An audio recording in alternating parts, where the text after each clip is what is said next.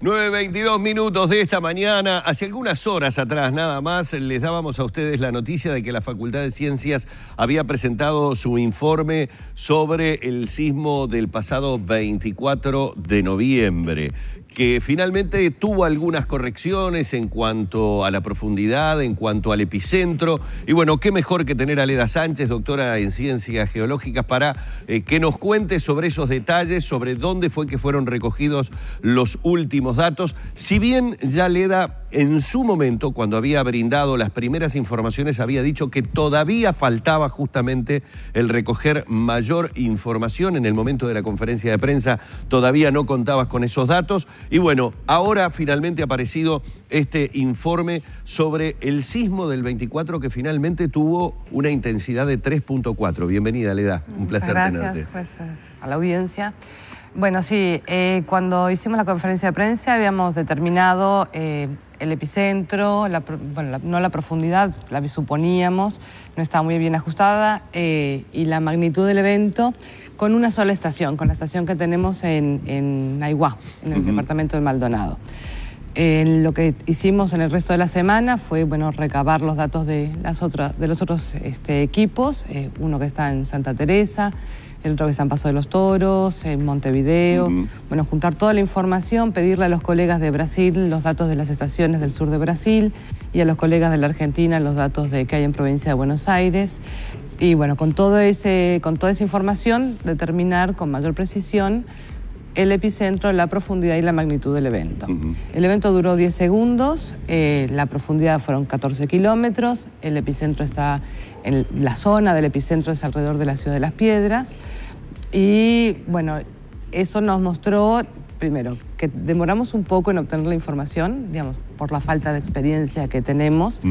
Y obviamente nos preocupaba porque la población quería saber bien, ¿no? Y cuando uno lee los correos electrónicos, las encuestas web, ve que el evento fue de importancia, ¿no? La gente salió a la calle, sintió como le pasaba la onda por los pies, que se le movía la cama, se movieron cuadros, se rajaron algunas construcciones.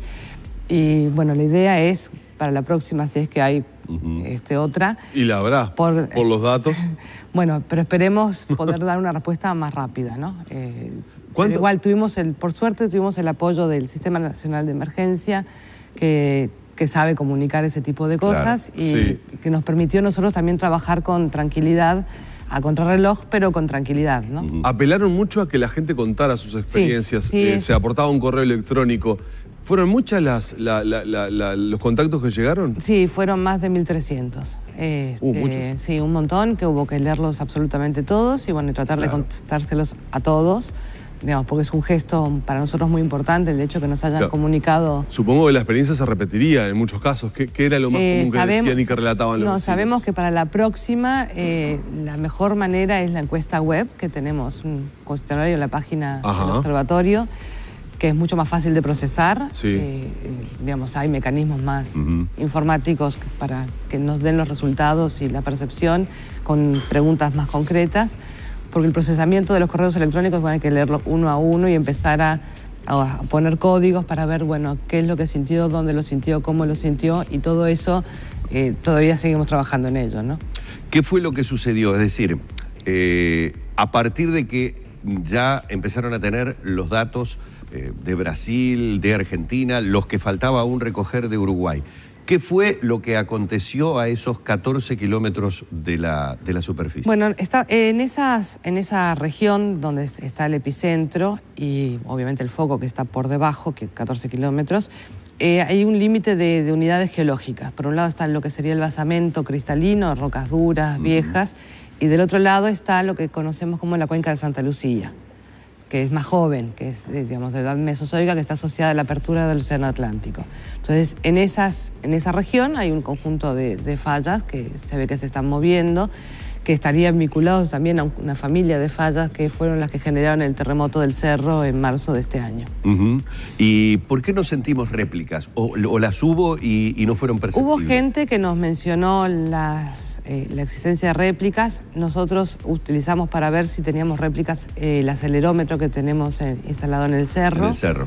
Y primero que no hemos terminado de procesar todos los datos, digamos, de los días previos y los días posteriores, pues nosotros fuimos a bajar los datos hasta la hora del evento. Y bueno, después el equipo sigue grabando, o sea que tenemos que volver a ir al cerro, bajar los datos y seguir procesando. Puede ser que no lo haya percibido el equipo porque era de mucha menor magnitud, entonces ya sea antes o después no se llegó a ver una réplica porque no llegó a una magnitud que fuera registrable, o bien no revisamos como corresponde, ¿no? Bueno, y a eso iba a apuntar también. Seguimos trabajando porque tenemos varios datos de un montón de gente que nos sugieren unos horarios antes y horas y unos momentos después y hasta días después. Hay un mayor celo ahora a partir de estos acontecimientos, tanto el del cerro que fue, ¿en cuándo fue? ¿El año pasado? ¿No? El 23 de marzo. Fue en marzo.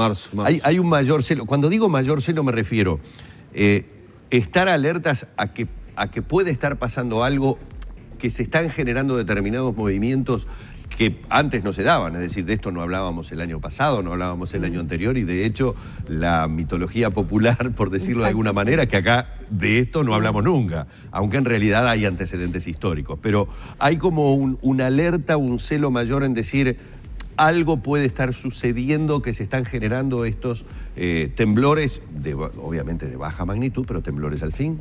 Bueno, primero que tenemos que estudiar un poco más qué es lo que está pasando a nivel de la corteza. Digamos, una de las cosas que nos va a permitir esta red de acelerómetros del Ministerio de Industria es hacer estudios de la corteza para poder después decir, pues si no es guitarra, ¿no? Entonces tenemos que saber bien qué es lo que está pasando, tratar de hacer estudios profundos para ver si hay algo más.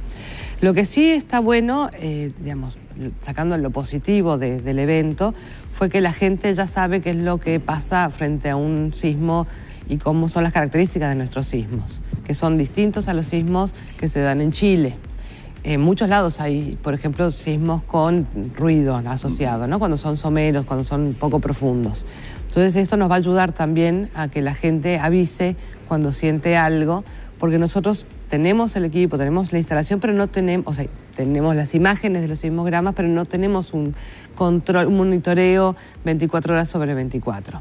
Claro, no nos dan los tiempos ni las capacidades humanas. Claro, ¿pueden saber si el evento fue, por describirlo de alguna manera, en forma vertical o horizontal? ¿En qué sentido? El movimiento Bueno, las fallas normales, estas, o sea, lo que se hacen es un movimiento de caída. Ahí, en caída, ahí está. Eso quería consultarte. Porque a veces también se dan... Pero hay que ver cómo fue la ruptura. Eso, digamos, eso es el típico funcionamiento de una falla normal, digamos, ¿no? ¿Y han tenido reportes posteriores de eventos similares? De la población, sí, hubo gente que nos mandó algunos que se percibieron horas después o algún par de días después, cosas, el ruido similar, quizás con menos vibración, pero sí con... Acompañado siempre del ruido, siempre del estruendo. Sí. Eso es una característica, digamos, sí, que de rupturas superficiales, de roturas de rocas superficiales. Perdóname, ¿y un evento a 14 kilómetros de profundidad es superficial o profundo? Es bien superficial. Bien superficial. Pensar en una zona de subducción donde tenés un conjunto de terremotos que aparecen a los 70, 100, 150 kilómetros. O sea, 14 kilómetros es un evento superficial. Es somero, sí.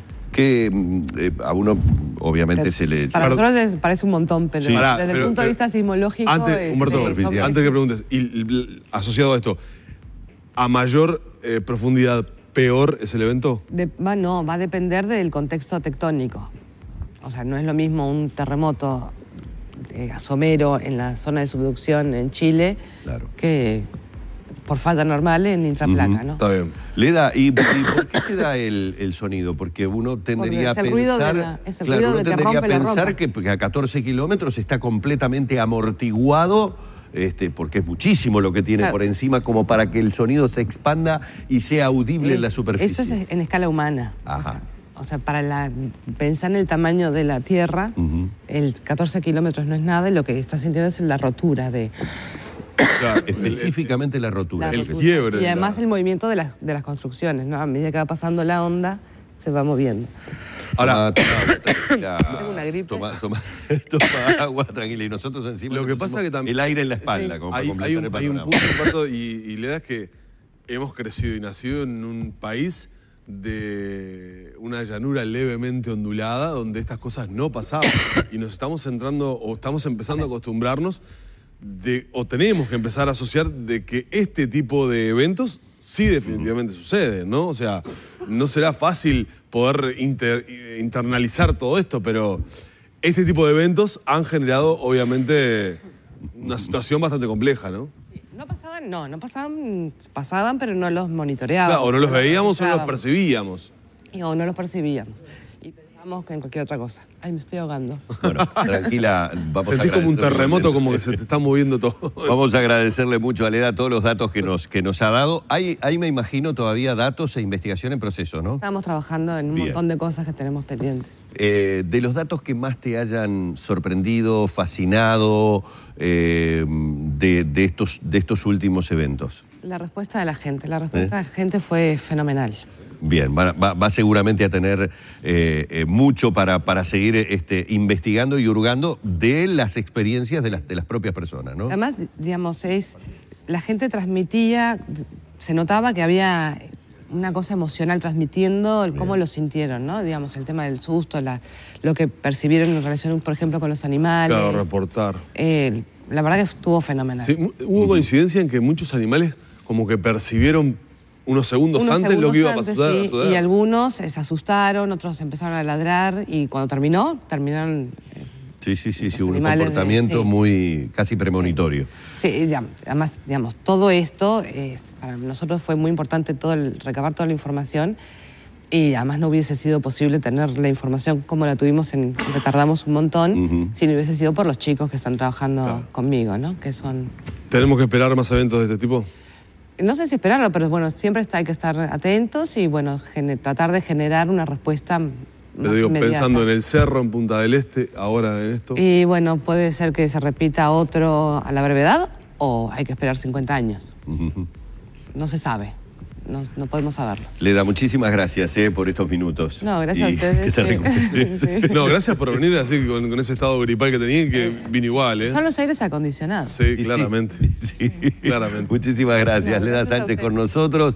Hemos estado dialogando particularmente sobre el evento de hace algunos días atrás, más precisamente el 24 de noviembre, pero un poco hablando de estos últimos eventos que hemos tenido en nuestro país.